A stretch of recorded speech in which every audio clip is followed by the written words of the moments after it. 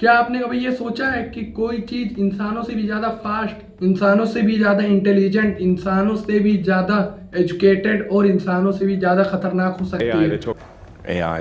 The AI will be able to. What is AI? ये AI है क्या? आइए जानते हैं इसका पूरा इतिहास और ये भी जानेंगे कि इसका फ्यूचर कैसा होने वाला है हमारी इस वर्ल्ड में। ये आखिर कैसे एग्जिस्ट करेगा ह्यूमन सोसाइटी पर। अगर सिंपल वर्ड्स में इस एआई के बारे में जाने तो ये बिना थके तेजी से काम करने वाला एक मशीनरी वर्जन। इस समय हम और आप एआई का हर जगह इस्तेमाल कर रहे हैं, चाहे वो गूगल असिस्टेंट हो, चाहे चैट जीपीटी और कई सारे एआई टूल। और नया अभी लॉन्च हुआ एलन मस्क का ग्रोक 4 भी।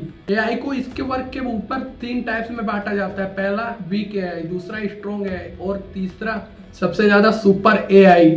बात करते हैं पहले नैरो एआई की। ये वो होता है जिसमें आप एक ही टाइम पर एक ही वर्क कर सकते हैं। जैसे आप कोई काम गूगल या चैट जीपीटी या फिर एलेक्सा को देते हैं तो वो काम बखूबी से करेगा। लेकिन जो जनरल यानी सुपर एआई होते हैं ये अभी तो बने नहीं, लेकिन आने वाले टाइम पर ये इतने तगड़े हो जाएंगे कि आप जो सोचेंगे वो उससे पहले ये हाजिर कर देंगे।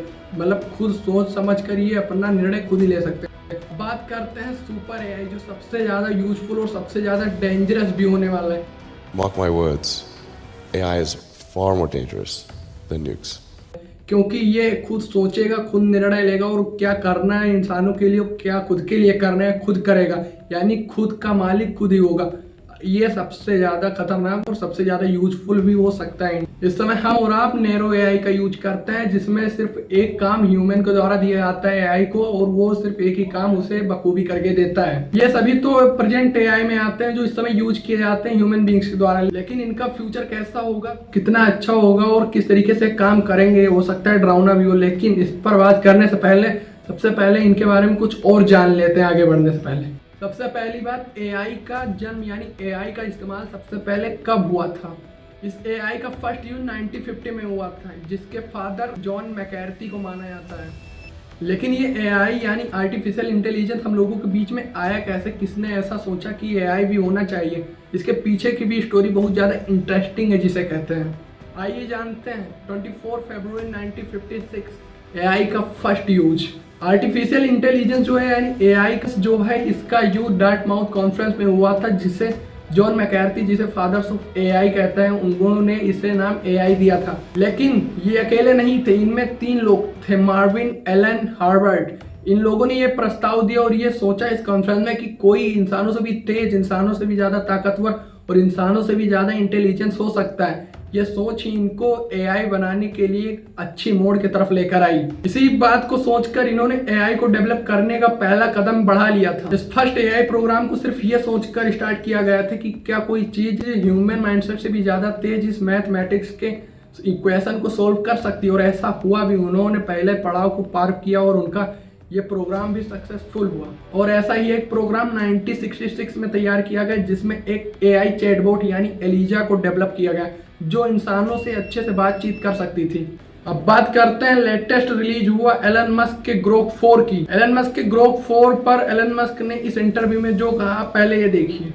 4 is better than PhD level in every subject, no exceptions. Elon Musk सीधे सीधे इस इंटरव्यू में दावा कर रहे हैं, चाहे कोई पोस्ट ग्रेजुएट हो या फिर चाहे 50 से 100 से ज्यादा भी पीएचडी स्टूडेंट या पीएचडी प्रोफेसर, वो कभी भी ग्रोक 4 को बीट नहीं कर सकते। वो इन सभी लोगों और इन सभी स्टूडेंट और प्रोफेसर से ज़्यादा सटीक और अच्छी चीज़ें खोजकर 0.01 सेकेंड में दे सकता है ग्रोक 4। अब बात करते हैं एआई के फ्यूचर की, जो कुछ डार्क या डरावना भी हो सकता है और इसी के साथ यूजफुल भी हो सकता है। सबसे पहले बात करते हैं एआई के फ्यूचर यानी इफेक्टिव फ्यूचर की। आने वाले फ्यूचर में जो एआई का जो यूजफुल साइड है उसमें ये बताया जाता है कि ये मेडिकल कॉलेज और मेडिकल में अच्छे से ज़्यादा परफॉर्मेंस दे सकता है। दूसरा, खेती को स्मार्ट टेक्नोलॉजी में बदल सकता है। और तीसरा जो सबसे बड़ी बात है, ये शिक्षा को कस्टमाइज और इफेक्टिव बना सकता है। लास्ट में जो इसका जो यूजफुल साइड आता है उसमें बात होती है कि ये किस तरीके से स्मार्ट सिटीज और अच्छी शिक्षा की नींव रख सकते हैं, वो भी इन फ्यूचर एआई।